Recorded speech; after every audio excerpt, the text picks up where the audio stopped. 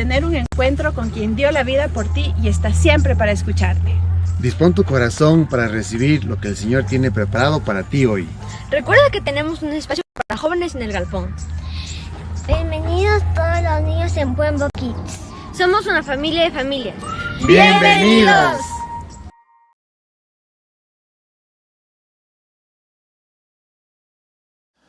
Buenos días, amada iglesia, ¿cómo están? Bien. Bueno, me van a perdonar que llegué un poco agitado. Estaba saltando con los niños de Puembo Kids, compartiendo con ellos también la alabanza. Así que fue un hermoso tiempo. Qué bueno verles, qué bueno compartir con ustedes en esta mañana también.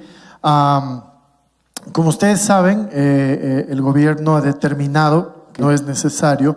Sin embargo, nosotros queremos recomendarles que puedan usar mascarilla en los lugares cerrados de la iglesia, en las reuniones cerradas en la iglesia, que podamos usar nuestra mascarilla. Y por supuesto, usted afuera puede quitarse la mascarilla si es que usted desea, ¿sí? Así que bueno, el día de hoy quiero invitar a mi querido amigo y hermano, el pastor Pablo Gutiérrez. Pablito, por favor, vente por aquí. Pastor Pablito, él es rector del Seminario Bíblico Alianza del Ecuador. Así que la otra vez que le habíamos invitado estaba todavía por aquí nomás. Ahora ya está a nivel nacional. ¿Ah? Qué bueno. A nuestro querido amigo Pablito le he invitado a que comparta la palabra del Señor. Pero antes de eso, me gustaría que tú les puedas contar a todos nuestros amigos qué hace el seminario bíblico. No sé si está ya prendido el micrófono. Sí. Ok. Creo que ahí. ¿Sí me escuchan? ¿Sí me escuchan? No parece extraterrestre con esto, ¿no es cierto? Ahora sí. Bueno, gracias, Gio, por la invitación. Como bien lo acaba de decir el pastor Gio, tengo el privilegio de ser el rector del Seminario Bíblico Alianza del Ecuador, como el nombre lo dice. El Seminario de la Alianza es el seminario nuestro de todas las iglesias de la Alianza aquí en el país. Somos 304 iglesias y precisamente provee capacitación bíblica, teológica en distintos ámbitos. Cuando hay un hombre, una mujer que está sintiendo que Dios le está llamando a dedicar su vida por entero a la obra del Señor, pedimos siempre que pueda tener una preparación de ese nivel con nosotros en el seminario. Pero también el seminario provee otros tipos de entrenamientos para hermanos de iglesias que de pronto no están sintiendo dedicar su vida al ministerio, pero como están sirviendo en el contexto de una iglesia local, se dan cuenta que requieren desarrollar otras competencias para ejercer mejor su ministerio. Entonces servimos en esos dos frentes y bueno, hay toda una oferta académica allí que siempre tenemos a disposición, Pastor Gio.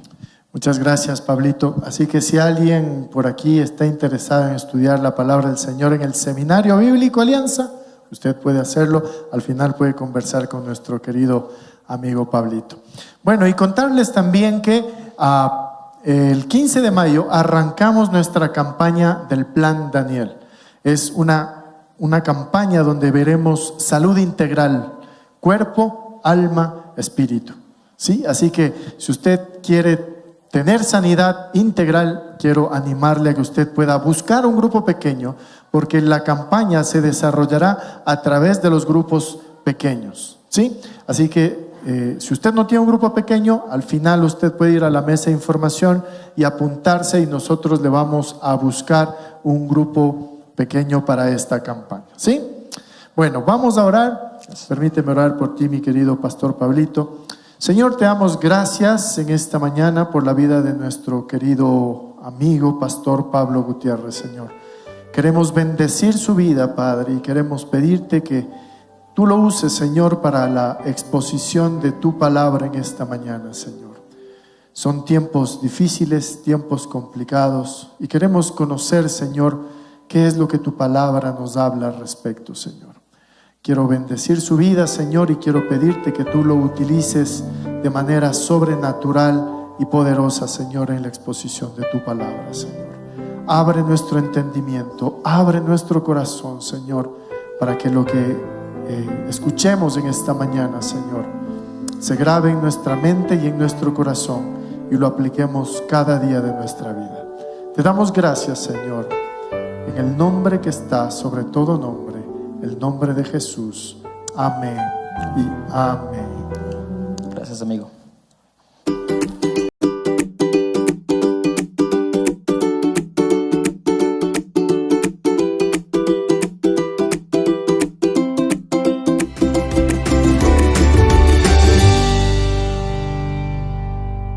Precisamente el énfasis que él me pidió compartir con ustedes es hablar sobre el final de los tiempos. El final de situaciones que de pronto nos parece a nosotros que son situaciones que solo nosotros las hemos vivido. Hoy vamos a hablar un poco de eso para tratar de entender a la luz de la palabra del Señor qué tan real es esa percepción. Pero venía a mi mente cuando el pastor Gio me hacía esta invitación que precisamente por junio del 2020 un querido pastor de acá, de nuestra ciudad de Quito, se puso en contacto conmigo y me decía: Pablo, ¿qué piensas tú de todo lo que se está viviendo en este momento, ¿no? Con toda la pandemia, etcétera, etcétera? Y me decía, algunos aseguran de que en este instante estamos viviendo la tercera trompeta de la cual habla el libro de Apocalipsis. Y cuando él me dijo eso, mi respuesta primaria fue, bueno, va a depender de qué entiendes tú precisamente por Apocalipsis. Va a depender mucho de qué escuela de interpretación del Apocalipsis tú sigues para poder llegar a entender que estás viviendo en esa trompeta o no. Y empiezo mencionando eso, ¿por qué? Les suelo decir siempre a mis alumnos de escatología, la escatología es una doctrina, es un conjunto sistemático dentro de la teología que estudia precisamente los acontecimientos finales del último tiempo. Y yo he tenido la bendición ya por unos 20 años de estudiar esto, de meternos a profundizar. Como resultado de eso, hace unos años atrás publiqué un libro sobre estudios bíblicos sobre el Apocalipsis. Y no suelo cansarme de decirle esto a mis alumnos. Ellos me preguntan, ¿en qué momento estamos? Y yo suelo decirles, lo más seguro es que, ¿quién sabe? Y me dicen, ¿y ha estudiado usted tanto para llegar a esa conclusión? Sí. Y voy a tratar de sustentarles en los próximos minutos por qué suelo responder eso.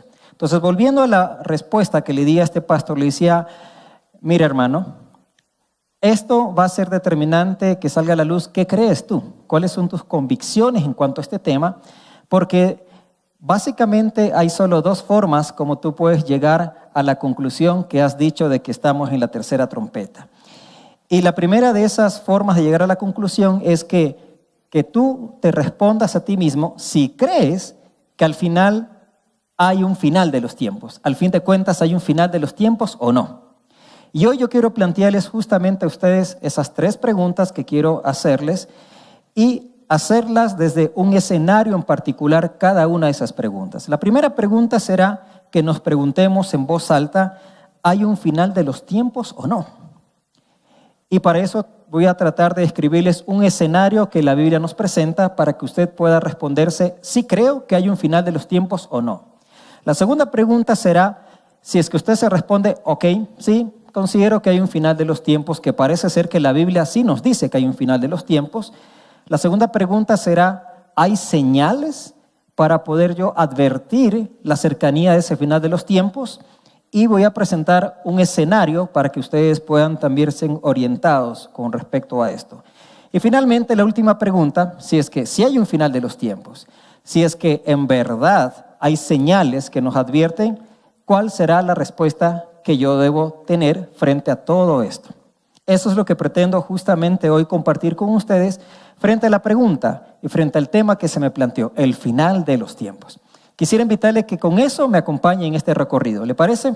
Entonces pégale un codazo al que está a su lado y dígale, disponte para responder estas tres preguntas con estos tres escenarios que el pastor nos está planteando. Vayamos con la primera pregunta. ¿Habrá un final de los tiempos? ¿Habrá un final de los tiempos? ¿Qué creen ustedes? ¿Habrá un final de los tiempos? ¿Sí? Bueno, como cristianos creemos que eso hay. Ahora, yo debo de ser muy franco con ustedes y decirles lo siguiente. No siempre lo que nosotros creemos o nos han enseñado y así hemos transmitido a otros es lo único que la iglesia cristiana ha creído.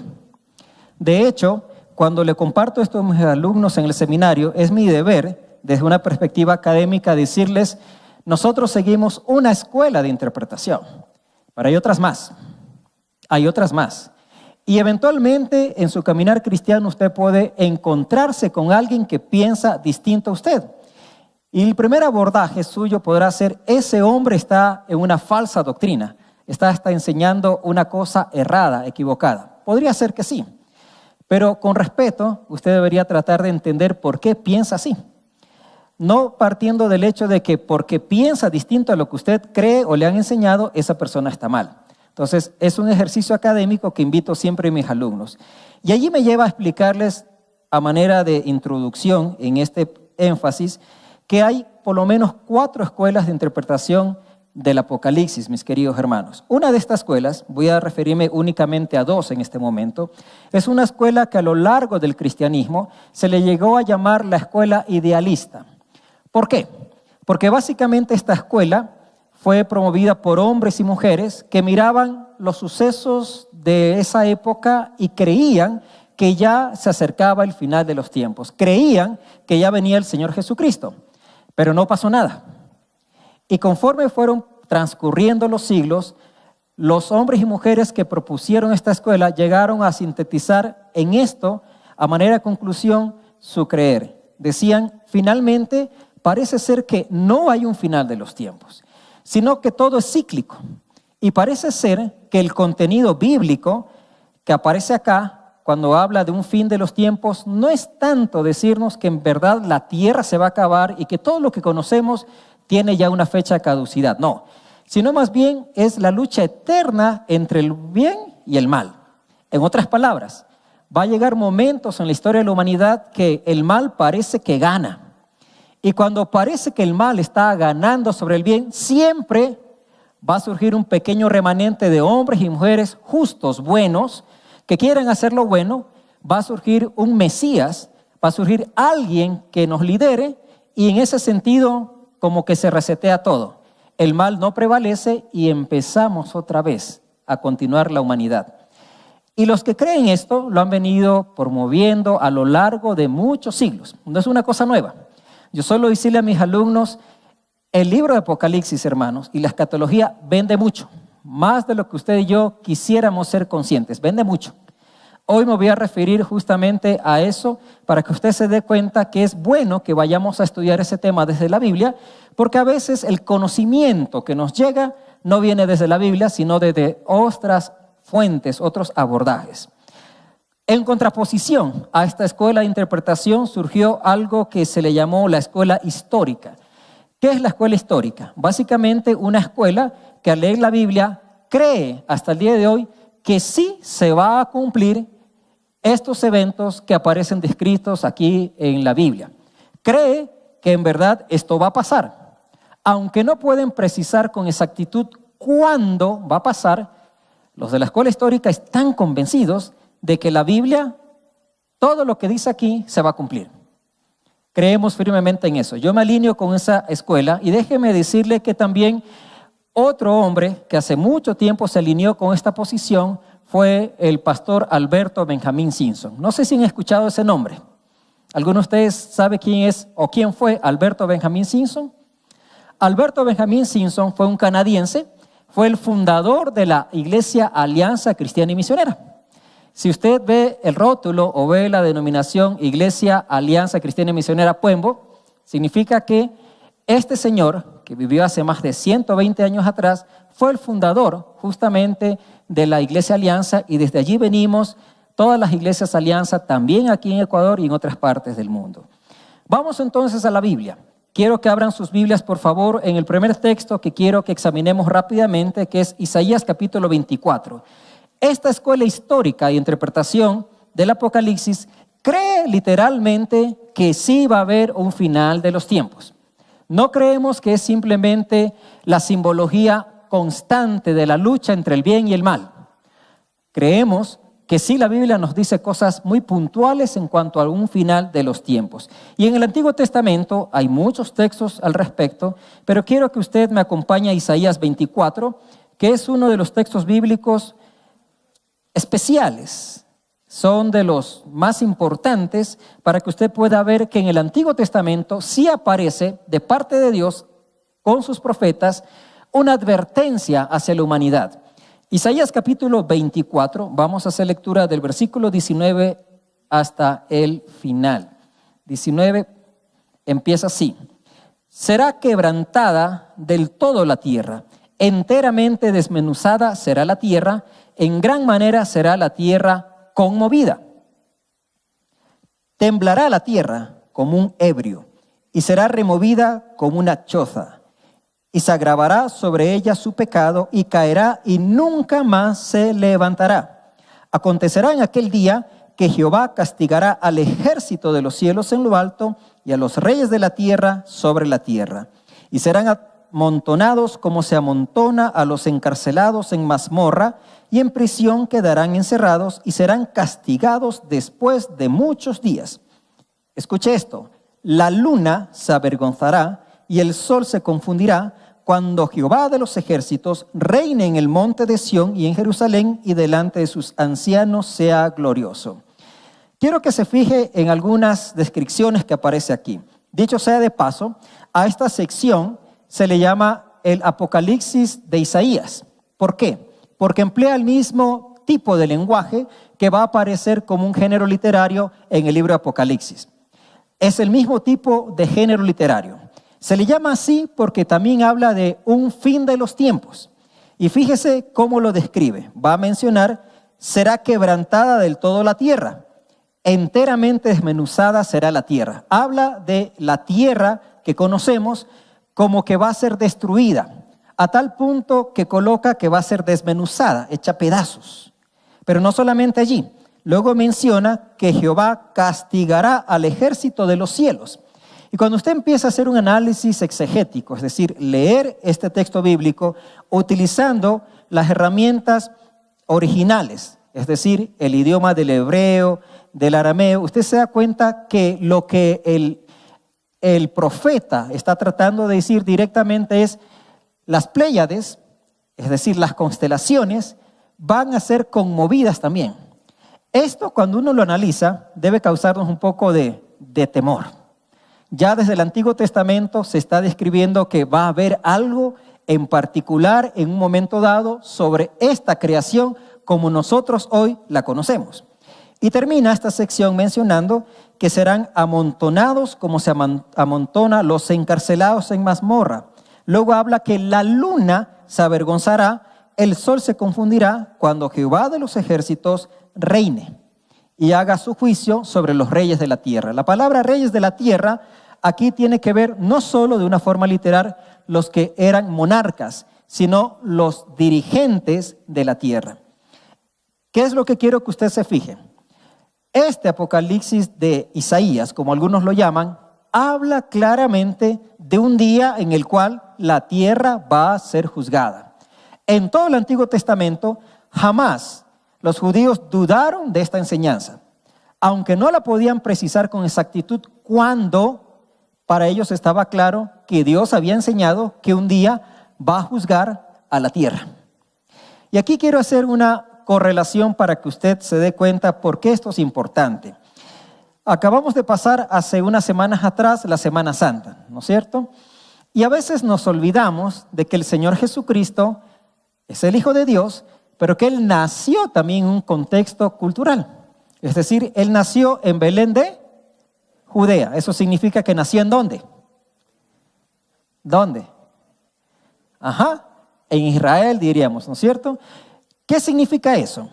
Que si Él nació en esa zona del oriente, significa que el modelo que históricamente nos han vendido, ¿no es cierto?, de un Jesús al estilo anglosajón, ¿no es cierto?, rubio, alto, de ojos azules, ¿no es cierto?, medio guapetón, pues tal vez no concuerda con este modelo étnico que es el biotipo de las personas que viven por allá. Primera cosa. Segundo, entonces, que si Él nació en el contexto judío, para Él estas cosas no eran desconocidas. Jesús también sabía que había una enseñanza en cuanto al final de los tiempos. Y será el mismo Señor Jesús que después va a decir cosas puntuales en relación al cumplimiento de los tiempos. Los apóstoles también eran judíos y ellos, al seguir la enseñanza del Señor Jesucristo, también ven que este tema es importante que sepan, no solo los judíos, sino también las personas que estaban recibiendo el evangelio en cualquier parte del mundo, que conozcan que Dios sí dice algo en relación a un día de juicio final. Por eso, acompáñeme a 2 de Pedro, capítulo 3, versículo 10, y usted va a ver allí cómo el apóstol Pedro también hace referencia a este tema. 2 de Pedro, el capítulo número 3, el versículo 10, dice así: pero el día del Señor vendrá, ¿cómo dice aquí? Vendrá ¿cómo? Como ladrón en la noche. Y paremos allí. Cuando emplea justamente esta analogía de decir el día del Señor va a venir como un ladrón en la noche, Pedro lo que está tratando de enfatizar es que esto va a ser de una forma repentina. Quiero preguntarles en voz alta, ¿cuántos de ustedes han sido alguna vez asaltados? ¿Quién de ustedes ha sido asaltado alguna vez? Asaltado, muy bien. ¿Quién de ustedes ha sido atracado en su casa? Es decir, que le robaron la casa. ¿Ya? Muy bien. Y si usted vivió esa experiencia, ¿qué se siente?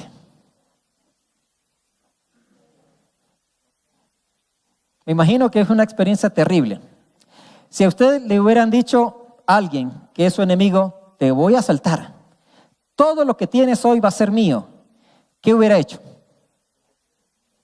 Defenderse, tomar las precauciones del caso, y usted va a defender su patrimonio con todos los recursos que usted tenga en ese día para hacer frente a quien quiere llevarse lo suyo. Un ladrón no avisa. De hecho, un ladrón puede estar viéndolo a usted donde vive y planifica, a veces con semanas, con meses, con mucha antelación, cuándo va a dar el golpe. De tal manera que usted lo agarra desprevenido. La idea que subyace acá es que el día del Señor, como un momento final, vendrá con esa connotación. Es algo que no podemos nosotros prevenirlo. Es algo que va a haber ciertas advertencias, pero usted no puede estar diciendo, esta noche viene. Así como un ladrón no puede avisarle, hoy te voy a robar a las 10 en punto de la noche. No pasa así.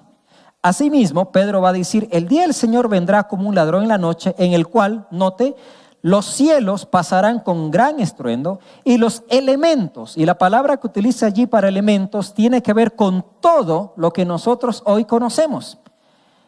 Con todo lo que está en nuestro entorno natural, ¿qué va a suceder? Ardiendo serán deshechos y la tierra y las obras que en ella hay serán quemadas. Esto es lo que también el Nuevo Testamento declara. Entonces hay una similitud. Tanto el Antiguo Testamento como el Nuevo Testamento, los profetas, los apóstoles juzgaron que este tema era tan importante que por eso se mantienen hablando de lo mismo. Y en las dos porciones bíblicas que hemos brevemente analizado aparecen las mismas características. Va a haber un momento en el cual Dios va a juzgar esta tierra y va a deshacer esta tierra tal como nosotros hoy la conocemos. Lo siguiente, frente a esta pregunta, ¿hay un final de los tiempos? Es entender que el Señor Jesús también llegó a decir algo muy especial. Y acompáñeme rápidamente a Mateo 24:36 para que usted vea qué llegó a decir el propio Señor Jesús. Como buen judío que nació allí, pero el Hijo de Dios mismo nos llega a decir lo siguiente. Note, Mateo 24, versículo 36, dice así la Escritura.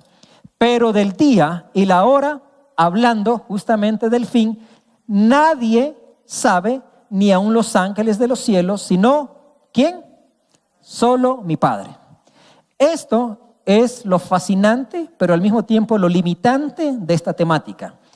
¿Por qué les suelo decir a mis alumnos? Lo más seguro es que quién sabe, porque no hay hombre en la tierra, por muy versado que sea en estudiar los idiomas originales, por muy versado que sea en poder estudiar las categorías con las cuales se escribe justamente el Apocalipsis. Allí aparece mucho la numerología, la simbología, que conlleva todo un arte entender las características de interpretación que tienen esas dos ideas. Pero no hay una sola persona que pueda llegar a precisar el día de la venida del Señor. Jesús mismo lo llega a decir. En cuanto a esto, nadie lo sabe, absolutamente nadie. Si usted es una persona que de pronto se pone a estudiar mucho y quiere saber más, bienvenido. Pero lo más seguro es que si usted llega a la conclusión, usando la numerología, que básicamente es entender números en la Biblia y que tienen una correlación, y empieza a hacer sus aproximaciones y dice, esto significa lo de acá, y así sucesivamente, y saca la conclusión de que en tal momento va a venir el Señor Jesucristo, debo decirle, lo más seguro es que usted está equivocado. Estoy convencido de que usted está equivocado. Y no tengo nada contra usted, pero usted está yendo en contra de algo que ya Jesús llegó a decir, que el día y la hora nadie lo sabe. Mire el que está a su lado, por favor, y pregúntale, ¿estás entendiendo eso? El día y la hora nadie lo sabe. Nadie lo conoce. Hace unos días atrás, un famoso predicador de México y que también por muchos años ha dedicado a enseñar estos temas, pidió públicamente perdón. Y si usted ya sabe, pues ya me entiende a quién me refiero. Pidió públicamente perdón. Y yo le decía a alguien en el primer culto, fue noble de esta persona, reconocer que se equivocó. Y reconocer que falló en un principio de interpretación bíblica básico que solemos enseñar en los seminarios. ¿Qué cosa? Que un texto bíblico se interpreta a la luz de su contexto inmediato. No podemos ir más allá de lo que Jesús mismo llegó a decir. Si Jesús dijo, el día y la hora nadie lo sabe, pues nadie lo sabe. Y usted le hace un análisis con el griego y todo, y al final, después de 2, 3 horas de estudiar con los idiomas, dice, el día y la hora significa que no hay día ni minuto que nadie lo sepa. Punto. Y eso en cualquier idioma, sin diferencia del abordaje cultural que una persona tenga, es comprensible. El día y la hora nadie lo sabe. Punto. ¿Hay un final de los tiempos? Entonces sí. Creemos algunos que sí hay un final de los tiempos. ¿Cuándo será? No lo sé. Lo que sí puedo decirle es que hay señales para eso. Y vamos a la segunda pregunta y el segundo escenario. ¿Qué señales hay para ese final de los tiempos? Creo que hay mucha evidencia en la palabra para que usted y yo podamos estar precavidos, entendiendo que el día y la hora no lo sabemos. Pero vamos a tratar de dividirlas en 2 categorías. Primero, en señales que son constantes. ¿A qué me refiero con señales constantes? Son señales que a lo largo de la historia de la humanidad siempre han sucedido y van a seguir ocurriendo. Por eso son señales constantes. Pero también hay otras señales que son específicas, que están dadas de parte del Señor para un momento en particular de la historia de la humanidad. Estas primeras señales constantes es el problema por el cual los de la escuela idealista han creído, no hay un final de los tiempos, simplemente es la lucha eterna, cíclica entre el bien y el mal.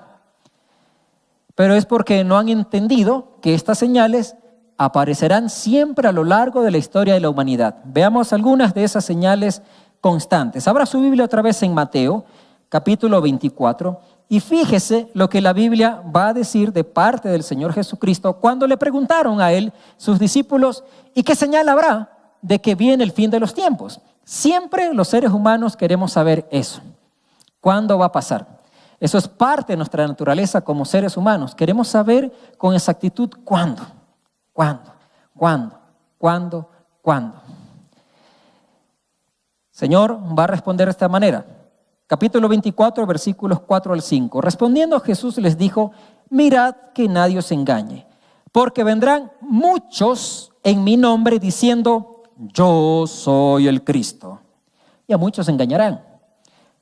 Paremos hasta allí. Primera señal constante, él va a hablar de que aparecerán muchos diciendo, yo soy el Cristo. Esto ha sucedido siempre, en antaño, sucede en el tiempo presente, sucederá en los tiempos por venir. Va a haber falsos cristos, va a haber falsos profetas, sí. Va a haber gente que venga en el nombre del Señor y serán hombres o mujeres falsos. Y esto, debo decirles, no es una cosa del ayer, es del tiempo presente y también será en el futuro. Siempre va a ser una constante. Va a haber hombres y mujeres que en el nombre del Señor, vistiéndose con ropas, digamos, en el sentido de piedad, en verdad no quieren honrar el nombre del Señor y serán falsos, siempre ha habido. Así que esto no debería tomarnos a nosotros por sorpresa, siempre va a haber. Jesús ya lo dijo, una señal constante. ¿Qué otras señales constantes? Mire el versículo número 6. Y oiréis de guerras y rumores de guerra. Mirad que no os turbéis, porque es necesario que todo esto acontezca. Y Jesús dice, pero aún no es el fin. Oiréis de guerra y rumores de guerra. Mire, si usted va a lo largo de la historia de la humanidad, siempre hemos vivido momentos bélicos terribles. Usted puede estar asustado con lo que hace unos días atrás Vladimir Putin llegó a mencionar, ¿no es cierto?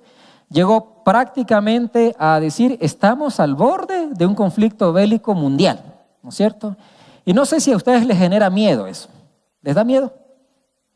A mí sí, por todo lo que puede pasar, ¿no es cierto? Pero después me acuerdo de algo que se los voy a recordar unos minutos más y eso me genera a mí mucha tranquilidad. Pero sí, puede generarnos miedo. Ahora bien, ¿es la primera vez que el mundo ve una cosa así compleja? No. A lo largo de la historia de la humanidad siempre ha habido momentos en los cuales el hombre creyó que en ese instante era el fin. Punto. Si usted lee la historia o usted puede consultar a alguien que vivió la Primera Guerra Mundial o los que vivieron la Segunda Guerra Mundial, estaban convencidos de que allí se acababa todo. Por lo dantesco que fue esa crisis mundial. Si usted lee un poco la historia de los años de la Gran Depresión en los Estados Unidos, que empezó en 1929, fue terrible. La gente se moría de hambre. Mucha gente vagaba por distintos estados y literalmente vagaba porque no tenía con qué alimentarse. Y fue el caldo de cultivo de toda una crisis social que se vivió en esa época. Pasan los años, el mundo se mejora en su economía y las nuevas generaciones tenemos la tendencia a olvidarnos que alguna vez hubo una crisis terrible.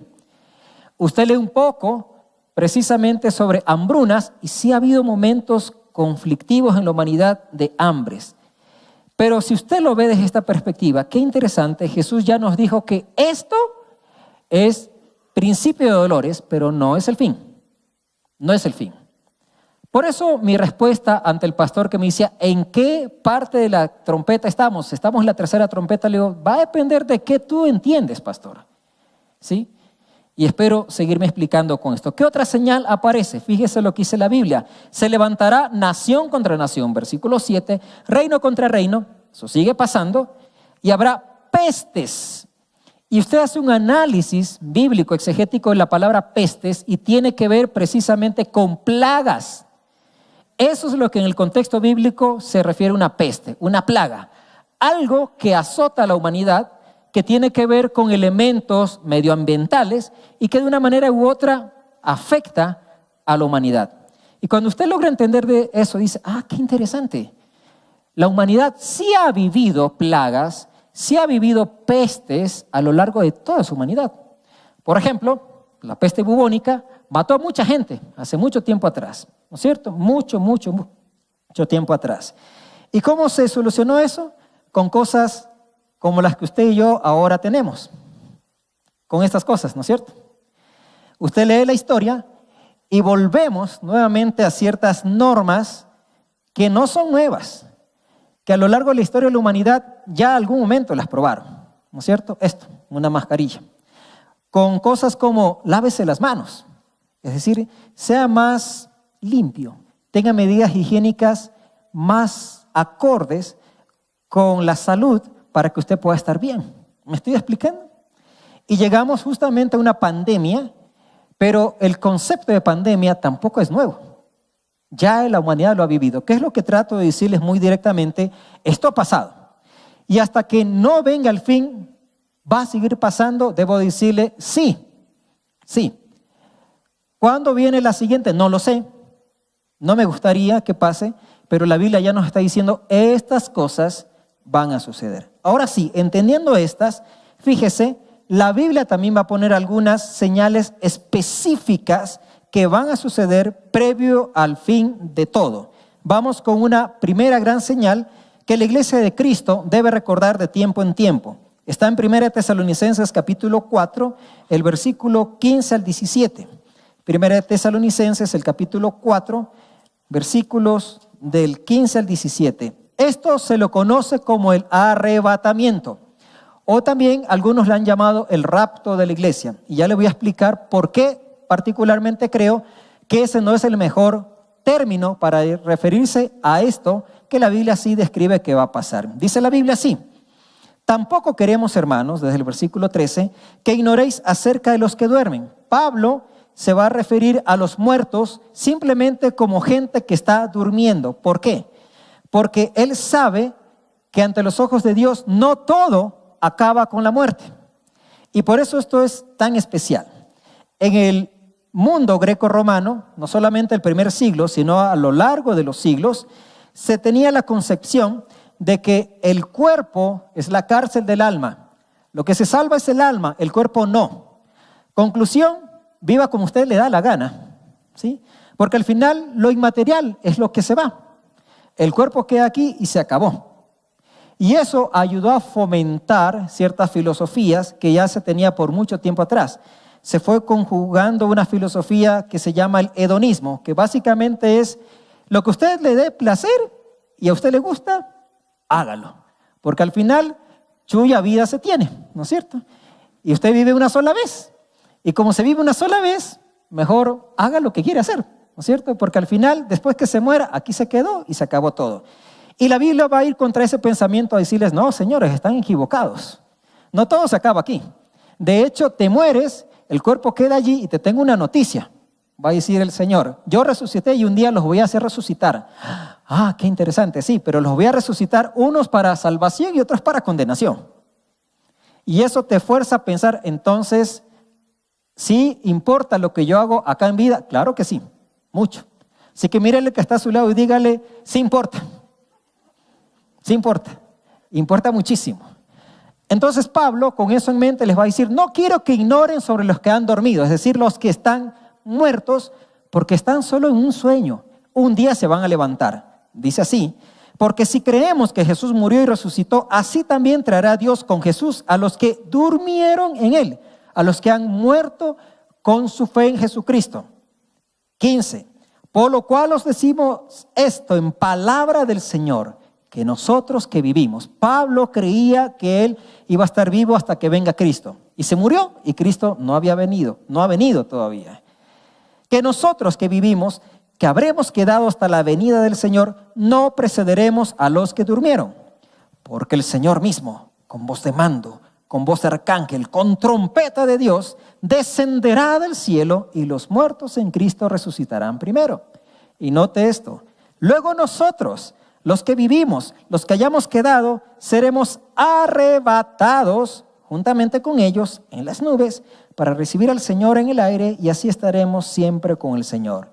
Y concluye: por tanto, alentaos los unos a los otros con estas palabras. Aquí se introduce un tema que es muy particular. Algunos lo ven como de ciencia ficción. Les digo a mis alumnos: vean, chicos, el Apocalipsis vende más de lo que ustedes imaginan. Hay full películas las últimas décadas con estos temas, solo que nosotros no nos damos cuenta.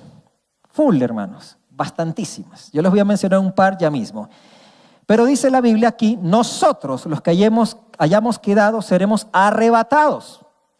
Lo que el texto bíblico está diciendo es: hay un toque de parte del Señor, una trompeta. Más que la literalidad de una trompeta, es entender el anuncio. En el mundo antiguo, cuando se tocaba una trompeta, era para anunciar algo. Y básicamente se anunciaba tres cosas. Cuando venía una caravana trayendo mercadería y la gente se preparaba para el comercio. Se preparaban cuando venía un personaje importante y había un toque especial de la trompeta que los alistaba que viene alguien especial. O tercero, cuando alguien los iba a atacar. Por eso, al primero que buscaban los enemigos matar era el que daba el toque de la trompeta. Ojo, ¿cuál es la idea acá? Dios va a dar una señal en el cielo, que es la señal, en ese momento empieza todo esto. Y se dará justamente lo que la Biblia menciona, un arrebatamiento. Resucitan los muertos en Cristo y los creyentes que estén en ese instante son llevados. Ahora bien, ¿qué es lo correcto de esto y qué es lo incorrecto? Esta ya es una señal específica. ¿Por qué yo le decía a este pastor? Bueno, va a depender lo que tú creas. Porque si creemos que esto va a pasar, la Biblia dice que esto pasa antes de que empiece todas estas señales, después que voy a mencionar, muy específicas de un periodo de gran crisis en la tierra. Entonces, solo dos conclusiones. Si creemos que esto es así, pues entonces, la primera, Jesucristo ya vino y no nos dimos cuenta. ¿Sí? Y segundo, ni tú ni yo, le decía a este pastor, estamos en este cómo, pues. No nos llevó el Señor, nos quedamos. Nos quedamos, punto. ¿Me explico? Y aquí el arrebatamiento es un tema bíblico, hermanos, que tiene que ver con la expectativa que tiene la iglesia. ¿Por qué? Yo suelo decir, es distinto a la idea de un rapto. Se lo explico de esta manera. Hermanas, ¿cuántos de ustedes aquí son casadas? Levanten la mano las casadas, casadas, muy bien. ¿Su esposo la raptó a usted? ¿La raptó? ¿Se la llevó? No. La enamoró, le propuso matrimonio y se casó con usted. Si usted hubiese sido llevada a la fuerza, no tendría la libertad de decir, pastor, este hombre me raptó a mí. Y he vivido 20 años felizmente raptada. No creo que diría eso, ¿no es cierto? No, porque el rapto tiene que ver con algo repentino, brusco, pero no voluntario. A usted se lo llevan contra su voluntad, con mucho pesar. Un ejemplo nomás. Si yo digo, hermanos, acaban de raptar al pastor Gio Martínez, ¿qué piensa usted inmediatamente? Lo secuestraron, ¿no? Lo encañonaron y se lo llevaron a las malas. Porque si él dice, llévenme, entonces uno dice, no, algo raro está aquí. ¿No es cierto? No es así. El término bíblico, arrebatamiento, implica que es algo inesperado, es algo repentino, tiene un nivel de brusquedad en el sentido que pasa muy rápido, pero conlleva la idea de que a quien le pasa eso lo anhela, espera que pase eso algún día. Por eso la Biblia es coherente. Habla de que la iglesia de Cristo termina el libro de Apocalipsis diciendo, sí, ven Señor Jesús. El creyente espera que el Señor venga. El que cree esto dice, sí Señor, no lo entiendo cuándo va a ser, pero yo quiero irme contigo cuando tú vengas. ¿Alguien dice amén? Entonces, por eso es arrebatamiento. No es rapto, no me lleva a las malas. Él me lleva y yo anhelo que me lleve. Y ahí les pongo este ejemplo, ¿no? A ver, si han visto, bien. Si no han visto, no vean. ¿Ya? ¿Saben quién son los Simpsons, no es cierto? ¿Sí? ¿Se han visto los Simpsons alguna vez? Ya. Si han visto, bien. Si no, no vean. Es más, no vean. ¿Ya? Pero hay un capítulo en el cual supuestamente se están yendo todos, ¿no es cierto? Y obviamente, ¿quiénes son los que no se van? Pues Homero, porque es Homero, ¿no es cierto? Se queda. Luego también Marge se queda, ¿no es cierto? Se van quedando todos. Bart de ley, pues, o sea, ¿cómo se va a ir Bart? Imposible, ¿no es cierto? Pero la pequeña Lisa, obviamente, ya empieza a ascender y ellos la agarran y dicen, no, a la familia unida, y te quedas, ¿no es cierto? Y la hacen quedar. Así no funciona la Biblia. No es un asunto de que, Señor, yo me voy, pero se queda mi papá, mi mamá, déjame para... No tienes chance ni siquiera de pensar, de argumentar nada, porque esto es así. Entonces tú estás en santidad y el Señor viene en ese instante y ya te viste con cuerpo glorificado, transformado y estás con Él y ya no hay la sensación, mi esposa se quedó. No hay nada de eso. ¿Me estoy explicando? Entonces no es correcto la idea de un rapto, es arrebatamiento tal cual. Señal específica. Si esto no ha pasado, hermanos, usted tranquilo. Ahora no digo viva como le da la gana, no, sino tranquilo. Frente a lo que la gente dice, ¿en qué momento estamos de la historia bíblica? Luego, dentro de esas señales específicas, quiero mencionar otras que son muy particulares porque se van a dar dentro de ese periodo precisamente de gran crisis. Vamos a Apocalipsis, ahora sí, capítulo 6, por favor. Desde el capítulo 6 vamos a hacer referencia. En el capítulo 6, usted va a encontrar cómo se van abriendo sellos. Pero toda la historia empieza en el capítulo 4 y el 5. Básicamente se lo resumo en esto. En el capítulo 4 hay una adoración celestial. Todo el universo, todo el cosmos, ahí se emplea la palabra en griego para cosmos, que tiene que ver con todo el universo. Y la idea es todas las constelaciones creadas. Alumnos me suelen decir, Pablo, ¿y habrá vida en otros planetas? Le digo, lo más seguro es que, ¿quién sabe? Pero, no me preocupo tanto yo de eso. ¿Por qué? Porque la Biblia sí me dice que Dios hizo el cosmos. Y si utiliza la palabra para hablar de el cosmos, o sea, todo, o sea, Él hizo todo lo que descubramos que hay más allá. ¿Qué hay más allá? No tengo idea, pero estoy convencido que Dios lo hizo. Y si Dios lo hizo, entonces esta palabra es vigente. Punto. ¿Me explico? Punto. Y no entro en conflicto. Ahora usted me quiere decir, no, entonces esos son espíritus. Ya, eso es otro tema que lo hablamos en otro día. La adoración celestial, todo el universo le está rindiendo adoración al Señor y se abre precisamente un rollo. En el mundo antiguo no teníamos libros así. Se tenía papiros, rollos. Y todos esos rollos tenían un sello que llevaba allí impregnado el anillo del rey en cera. Nadie podía romper eso. Lo mataban, si usted lo rompía, lo abría. Solamente al que se le enviaba eso podía abrirlo. Y aquí está en un rollo lo que va a venir en los tiempos finales. Y se pregunta en alta voz, ¿quién puede abrir esto? Y Juan empieza a llorar. Porque en todo el universo, en toda la historia de la humanidad, no hay una sola persona que pueda abrir esto. No pueden abrirlo ni los sacerdotes del Antiguo Testamento, ni los profetas, ni los apóstoles. Hasta que el Cordero de Dios, que es Jesucristo, lo desata, rompe esto. Es el único que puede abrir la historia. Esto es muy especial porque lo que está tratando de transmitir es que Jesús es el dueño de la historia. Él es el único que conoce la historia. Y la ve la historia, hermanos, no como nosotros leyendo el pasado, no. Para Él la historia está allí. Él ve el pasado y para Él está allí. Él ve el presente y ve el futuro. Esa es la condición de Dios que el ser humano no tiene. ¿Por qué soñamos los seres humanos con controlar el tiempo? Porque nos encantaría alterar el tiempo, ¿no es cierto? Y por eso la idea de volver al pasado y viajes en el tiempo y el espacio, pero esa potestad es exclusiva del Señor. ¿Me estoy explicando? Pele un codazo al que está a su lado y dígale, ¿estás entendiendo eso? Solo el Señor tiene esa potestad, nadie más, nadie más. ¿Qué sucede? El Señor abre y ahí empieza a desvelarse cada uno de estos sucesos finales en este tiempo. Capítulo 6, mire lo que dice. Cuando el Cordero abrió uno de los sellos, oí a uno de los 4 seres vivientes decir como con voz de trueno, ven y mira. Y miré y aquí un caballo blanco. Y el que lo montaba tenía un arco y le fue dado una corona y salió venciendo y para vencer. Cuando abrió el segundo sello, oí al segundo ser viviente que decía, ven y mira. Y salió otro caballo bermejo y el que lo montaba le fue dado poder para quitar de la tierra la paz y que se matasen unos a otros y se le dio una gran espada. Cuando abrió el tercer sello, oí al tercer ser viviente que decía, ven y mira. Y miré y aquí un caballo negro y el que lo montaba tenía una balanza en la mano. Escuche esto, y una voz que en medio de los 4 seres vivientes decía, 2 libras de trigo por un denario, 2 libras de trigo por un denario, 6 libras de cebada por un denario, pero no dañes el aceite ni el vino. Y luego dice la Biblia, cuando abrió el cuarto sello, oí la voz del cuarto ser viviente que decía, ven y mira.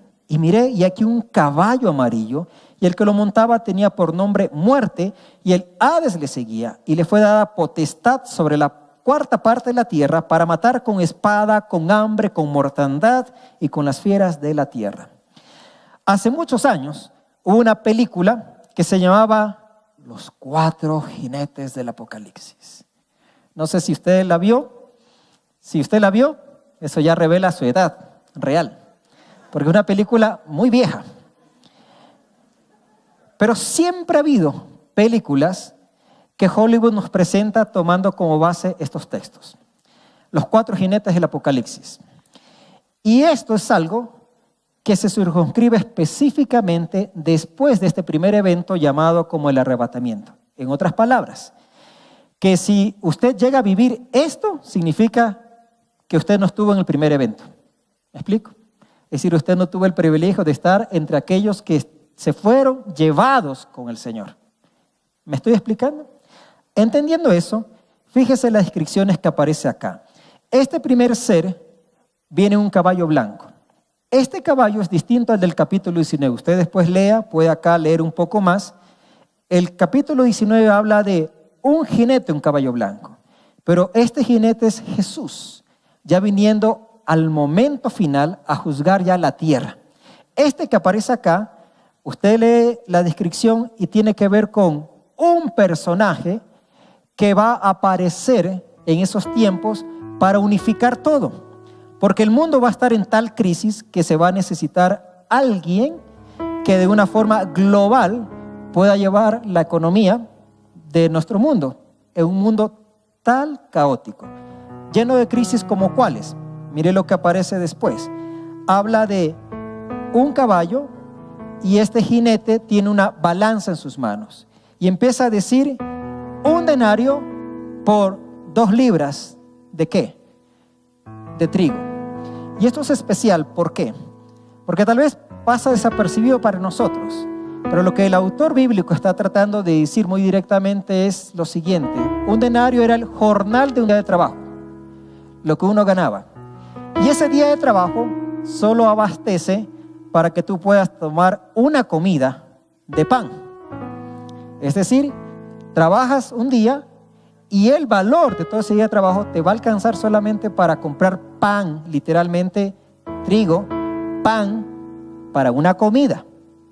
No es que compras mucho pan para todo el día, no. Vas a avanzar a comer con todo tu esfuerzo un día de trabajo una comida y pan. Y los más pobres no les alcanza ni para el trigo, les va a alcanzar para la cebada. Es decir, coman más, aunque no se nutran más. ¿Sí? ¿Me estoy explicando? Porque va a haber un mundo con una hiperinflación tan grave. Sin embargo, va a haber otros productos, y el texto bíblico dice, pero no me toques el vino ni el aceite. Y se lo resumo, usted puede leerlo más en el libro. Básicamente es que va a haber ciertos productos, ciertas industrias que aunque el mundo está en crisis, en gran hambruna, el mundo va a decir, sí, pero esto tenemos que seguirlo produciendo porque se necesita, aunque la gente se esté muriendo de hambre. ¿Me explico? Y por eso Juan dice esto que escucha mencionar en voz alta. Ahora bien, fíjese y le robo unos minutos más. Avance un poquito al capítulo número 8 y usted va a ver, allí aparece la descripción de eventos sobrenaturales que empiezan a pasar en ese momento de la historia de la humanidad. Dice la Biblia, versículo 8, capítulo 8. El segundo ángel tocó la trompeta y como una gran montaña ardiendo en fuego fue precipitada en el mar, y la tercera parte del mar se convirtió en sangre. Murió la tercera parte de los seres vivientes que estaban en el mar, y la tercera parte de las naves fue destruida. Esto sucede al toque de una segunda trompeta. Vaya conmigo a la tercera. El tercer ángel tocó la trompeta y cayó del cielo una gran estrella, ardiendo como una antorcha, y cayó sobre la tercera parte de los ríos y sobre las fuentes de las aguas. Paro hasta allí. Usted hace un análisis exegético y se va a encontrar que el versículo 10, cuando habla de una gran estrella, literalmente utiliza la palabra que se utilizaba en griego para hablar de un astro. Es decir, que Juan vio un astro cayendo allá. Ahora bien, esto no debe asustarnos. Todos los días, hermanos, en esta tierra caen meteoritos, todos los días. Solo que algunos son tan imperceptibles que no nos damos cuenta. De hecho, hace unos años atrás, en un sector de la península cayó un meteorito, fue como de 2 kilos, y si usted recuerda, o puede buscar, googlear la noticia, llegaron a ver qué era y etcétera, ¿no? Los científicos nuestros, porque un tamaño más allá de lo normal. Siempre pasan estas cosas. Juan ve en la tercera trompeta, sí, una estrella, un cuerpo celeste que se precipita. Pero ojo con esto, el versículo 8 nos habla de algo como una montaña y no es un cuerpo celeste. Simplemente está utilizando la frase de algo que se asemeja a una montaña. Usted le hace el análisis bíblico, las normas exegéticas y se da cuenta que lo más seguro es que quién sabe. Me dicen mis alumnos, ¿qué es? ¿Una estrella? Le digo, no. Porque en la tercera trompeta aparece la palabra de un cuerpo celeste. En esta solamente Juan dice algo grande y no sabe cómo decirlo, que se parece a una montaña. Se vino. ¿Me explico? Pero algo grande que está allá arriba y que se cae al mar. Lo más seguro es que quién sabe. No tengo idea. Y alguna vez hablaba con un amigo mío, un arquitecto, que viaja por distintas partes del mundo y me decía, no sé si será verdad, que había un proyecto en Dubái de que querían hacer un tipo de edificio flotante, ¿no? De tal manera que usted hoy en la mañana se subía a su oficina allí y eso flotaba durante todo el día, y en la tarde que termina su jornada usted se baja en otra parte de la ciudad. Yo decía, pero ¿cómo hacer eso? No, o sea, eso me suena a ciencia ficción. Bueno, con toda la capacidad que Dios nos ha dado, ¿quién sabe qué veremos en las próximas décadas? No sé qué es lo que pasa en la segunda trompeta, pero Juan vio algo que no es un astro, algo grande que se precipitaba al mar, y eso contamina las aguas, y lo único que a él se le ocurre es, se parece a una montaña. No utiliza la palabra montaña, utiliza algo que se asemejaba en volumen a una montaña, pero no está diciendo que es una montaña. ¿Por qué me tomo el tiempo para esto? Esas son las señales específicas de lo que vendrá en ese tiempo. Así que, si usted cree lo que dice la Biblia, pues entonces no estamos todavía en ese momento. ¿Cuándo llegará? Llegará después que se dé esta otra señal del arrebatamiento. ¿Cuándo será ese momento específico? El día y la hora, nadie lo sabe. La última pregunta, ¿qué hago yo entonces para estar preparado para esto? Segunda de Pedro 3:11. Siempre la respuesta va a ser esta. Segunda de Pedro 3:11. Y quiero que lo tenga ahí abierto. Y le pregunto en voz alta, ¿cuántos de ustedes se asustaron con lo de la pandemia? ¿Cuántos pensaron que se acababa el mundo? ¿Sí? Cuando se puso la cosa crítica en el tema financiero, yo recuerdo que un día me reuní con mi esposa y mis hijos y les dije, al estilo Walking Dead, ¿han visto la serie? Si la han visto, bien, si no, no la vea. Y no le recomiendo que la vaya y la vea, o sea, de hecho no la vea. Pero si ya la vio, ya me va a entender lo que trato de decirle, ¿no es cierto? No, se despierta y todo el mundo está hecho pedazos, ¿no? Entonces yo le dije a mi esposa, si esto se pone más complicado, tipo anarquía, plan A, vamos a tener que hacer esto. Si se pone más difícil, plan B, plan C. Y en el plan de ella empezó a llorar y decía, pero es que nunca nos hemos separado, Pablo. Y le digo, sí, pero... Y después, como un golpe en la cabeza, yo mismo me acordé que la Biblia dice, algo dice el Señor Jesús. Y he aquí, yo estoy con vosotros todos los días hasta el fin del mundo. Y después dije, Señor, ¿qué falta de fe yo mismo, ¿no? O sea, si esto no es el fin del mundo, tú estás conmigo. Y si fuese el fin del mundo también. Entonces, tranquilo. ¿Me explico? ¿Cuál es la nota de advertencia del apóstol Pedro? Segunda de Pedro 3:11, que dice así: puesto que todas estas cosas han de ser deshechas, todo, ¿cómo no debéis vosotros andar en santa y piadosa manera de vivir? A eso se resume la exhortación del apóstol Pedro. Un día va a acabar esto. ¿Cuándo? No tengo idea. Pero sé que antes van a mantenerse estas señales constantes y algunas específicas. El mensaje para usted y para mí es: manténgase en santa y piadosa manera de vivir. Viva en santidad. Si usted anda medio torcido como esposo, enderécese.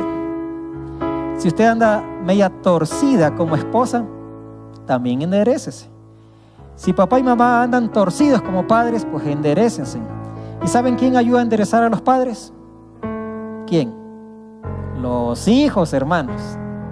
Los hijos nos ayudan a enderezar, porque ellos nos conocen. Pueden decir, no papi, eso que tú dices no es así. O sea, todo el mundo cree que eres lindo, pero yo que te miro en la casa, ay, ay, ay. Entonces ya Dios los tiene ahí para ayudarnos a enderezar. Si usted anda en alguna cosa media rara que usted sabe que no está bien, dice el apóstol, ¿cómo no debéis vosotros andar en santa y piadosa manera de vivir?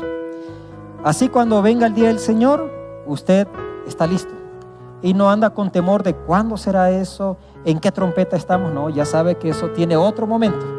Usted está en paz hasta el día que el Señor venga. Y si no viene en los próximos años, usted parte de la presencia del Señor un día anciano, lleno de años, como dice la Biblia, pero usted vivió en santa y piadosa manera de vivir y le enseñó a la siguiente generación que tienes que estar preparado, porque el día y la hora nadie lo conoce. Ore conmigo allí donde usted se encuentra. Si usted no ha aceptado a Jesucristo como Señor y Salvador, que hoy usted le puede decir: Jesús, te entrego mi vida, quiero que seas el Señor, el Salvador de mi ser. Y Padre, Doy gracias por tu palabra, Señor. Gracias porque más allá del tiempo, más allá de las circunstancias, tu palabra sigue vigente para nosotros en el tiempo actual. Señor, el día y la hora no lo sabemos, pero sí, Señor, hay un fin de los tiempos, sí. Habrá un final de los tiempos. ¿Cuándo? No lo sabemos, pero hay un final de los tiempos. Hay un final de los tiempos. Y Señor, ayúdanos a estar listos, preparados para ese momento. Que tú halles en nosotros corazones dispuestos a obedecerte, a guardar celosamente lo que tu palabra nos insta, y que podamos estar listos para ese momento en el cual tú vengas por tu iglesia, Señor. No lo sabemos cuándo será, pero sí, Juan llegó a decir: ven, Señor Jesús. Y nosotros hoy te decimos: sí, ven, Señor Jesús, y hállanos listos para el encuentro contigo. En Cristo Jesús. Amén.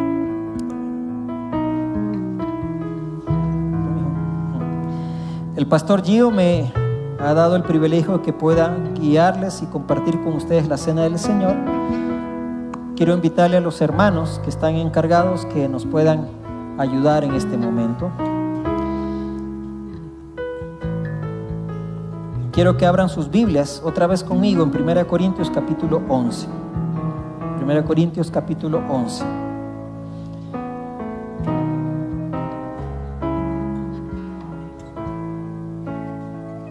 Capítulo 11, versículos del 23 hasta el 26, dice la palabra del Señor así: porque yo recibí del Señor lo que también os he enseñado, que el Señor Jesús, la noche que fue entregado, tomó pan, y habiendo dado gracias, lo partió y dijo: tomad, comed, esto es mi cuerpo que por vosotros es partido, haced esto en memoria de mí. En memoria del Señor Jesús vamos a celebrar este sacramento. Por favor, mis hermanos, repartan los elementos.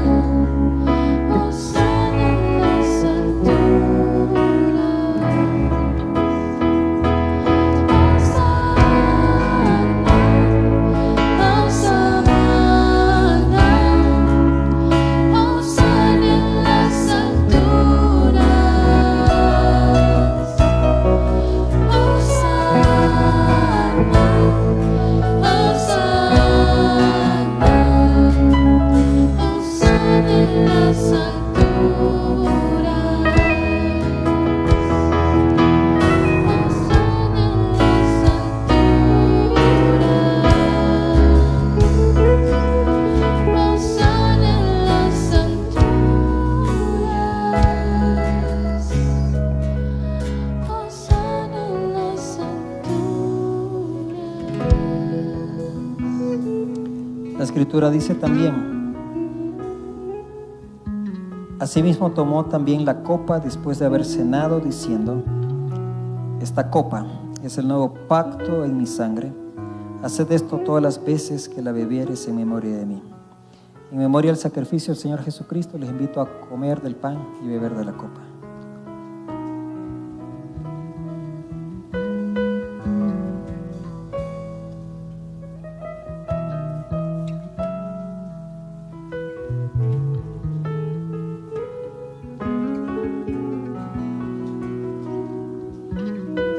Así pues, todas las veces que comieres este pan y bebieres esta copa, la muerte del Señor anunciáis. ¿Hasta cuándo? Hasta que Él venga. Señor, te damos gracias nuevamente por tu sacrificio. Este sacramento que hoy recordamos, Señor, nos invita a tener presente que cada vez que lo hacemos, anunciamos que tú vienes. No sabemos cuándo, Señor, pero tú vienes. Haya en nosotros una iglesia expectante de tu venida, anhelante de tu venida, Señor. Una iglesia que pueda amar, una iglesia que pueda ser de bendición. Y nuevamente, Señor, gracias, porque tú estás con nosotros todos los días hasta el final. Gracias, Señor, por eso. En tu nombre santo oramos. Amén.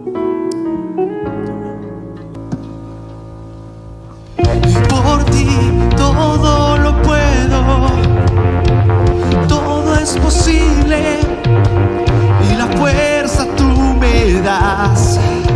Nada es imposible, por ti los ojos se abren, cadenas son rotas y yo viviré por fe.